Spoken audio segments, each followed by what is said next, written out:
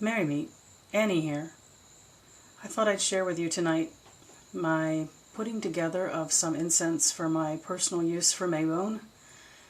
Maybe not so much to share the recipe, although it doesn't mean I wouldn't want to share it or that you might not want to try it, but I see making incense as playing with scents and that each of us do our own thing. But I thought as much as anything I would share the process, what it's like for me and why I do what I do. A great part of the work that I do is with oils and incense. I don't spend a lot of money on supplies. I have a certain set group of about 20 herbals, 30 max that I use, in addition to grabbing kitchen herbs. I don't tend to follow recipes, although if I like something a lot, I will then record it and keep it in my journal to use in the future. If I like the powder version of incense a lot, I will make a pellet, because pellet incense has become my most favorite form of incense. So I settled down tonight. As you can see, it's a busy workspace, not been tidied up. It's in the middle of being used to create something to use for Mabon, which this year is feeling very much to me like a crescendo and that moment of quiet just past the crescendo. I'm really looking forward to the peace of the experience. I know that's what autumn is going to be for me this year. I wasn't sure what I was going to do when I sat in front of my table. I never do. That's a lie. Sometimes I have a notion what herb is present in my mind. I always work with Sophia, my ball. She and I meditated before we started any work tonight. That is part of what I do. I also work with stones, and in my case, spheres. I like working with spheres because of the similarity in feel, which allows me then to really appreciate the vibrations that are different from stone to stone. I always involve stone in my work, whether I'm working with incense and oils or strictly working with the stones. I wasn't sure what stone I was interested in for Mabon. I didn't know for sure what it was going to be, what it was going to feel like. When I picked up my wooden bowl tonight, who knows how, but an earring I've been looking for a long time was in the bowl.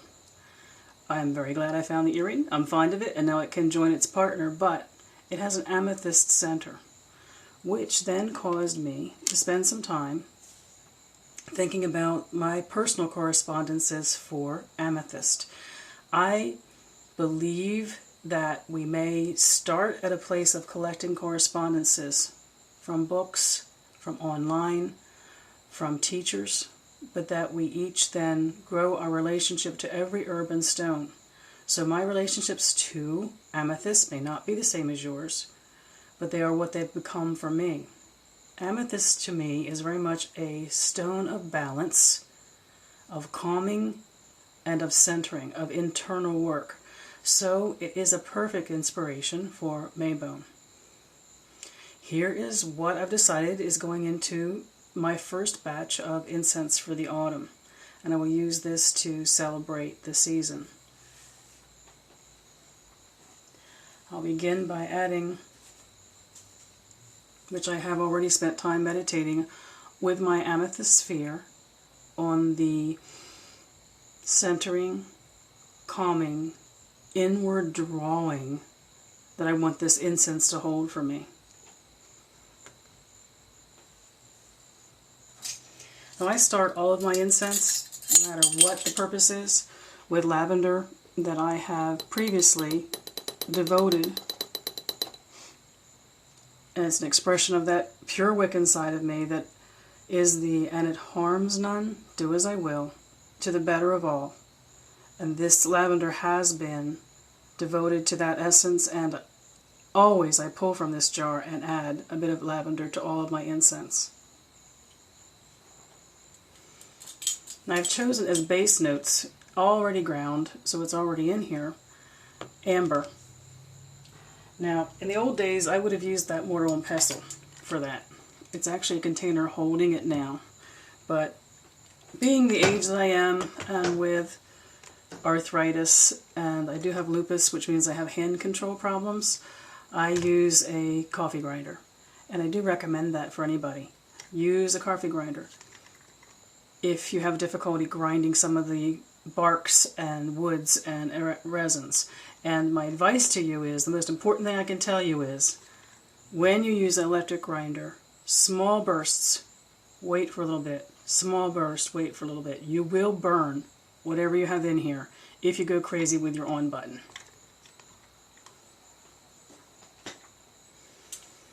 Now in this ground amber is also, I always, in my incenses and my oils, will put a chip of the stone or a couple of chips of the stone that is my meditation stone for that particular working. So there is already amethyst, which I did grind along with the amber.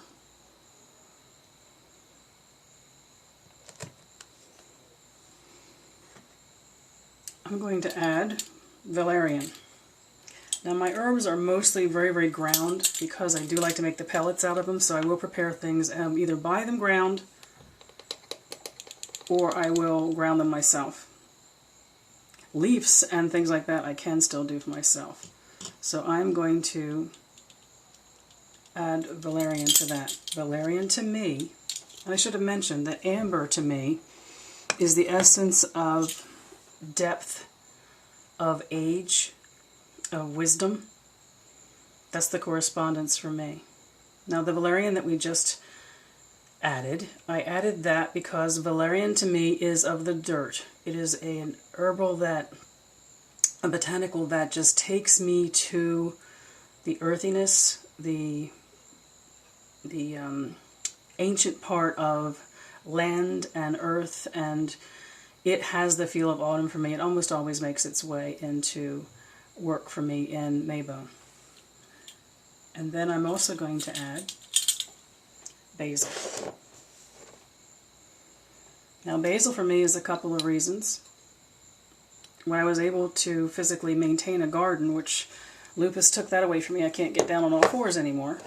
When I had a garden of my own, this would be the time of the year that I'd be hoeing in all the basil that was going wild all over the garden. So to me, it's a bit of a harvest connection, and I need to have it there.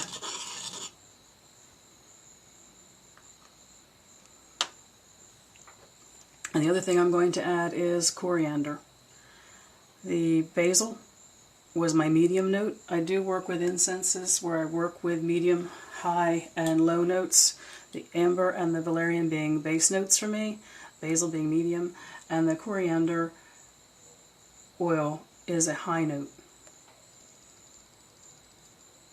Now I'm going to put about 10 drops in because I happen to really be in the mood for coriander. Coriander to me is a bit of a, it's an acknowledgement of the male principle, but not in the overt, fiery, sunny way. It's the undertone of fire, the undertone of sun.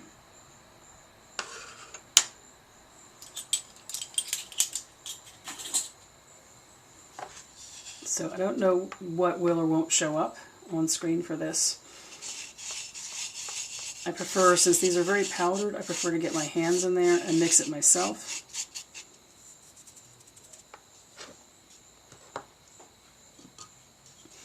And then I'll just add a little bit of mushing to get the oil well into the, sorry about the shadowing, I don't really have a good light over this workspace for the camera. I wish you could smell this. What we have here is something that has undercurrents of summer. It feels a little bit like fire and warmth yet. The coriander and the basil tend to do that. With the mustiness of leaf and the richness of earth and the feeling of something old. That is what the amber does for me.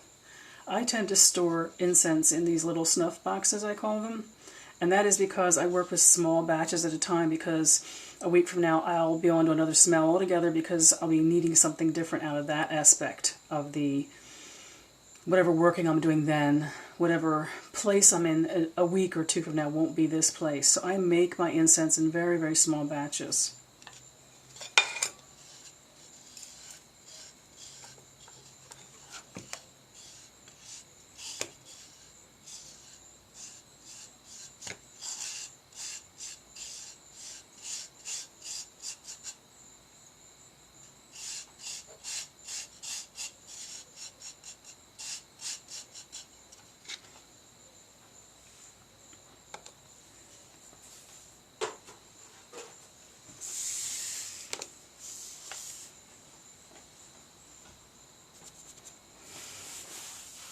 Now what I'm going to do with this, which is what I always do with this, is before I go to bed tonight there will be a small meditation ritual for me at my altar, and during that time I will be dedicating this incense to the use, because I did put this together for a very specific purpose, which is to use in my personal Mabon ritual.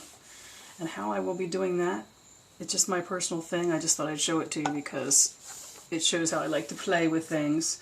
But it will be on my altar during a meditation, and then it will be left tonight guarded by the stone, which is where I want its primary influence to come from, which will be amethyst for calming, centering, slowing down, and moving within. So tonight I'm wishing all of you, as we enter this turn of the year, that very feeling. I wish you mirth and reverence. Merry part.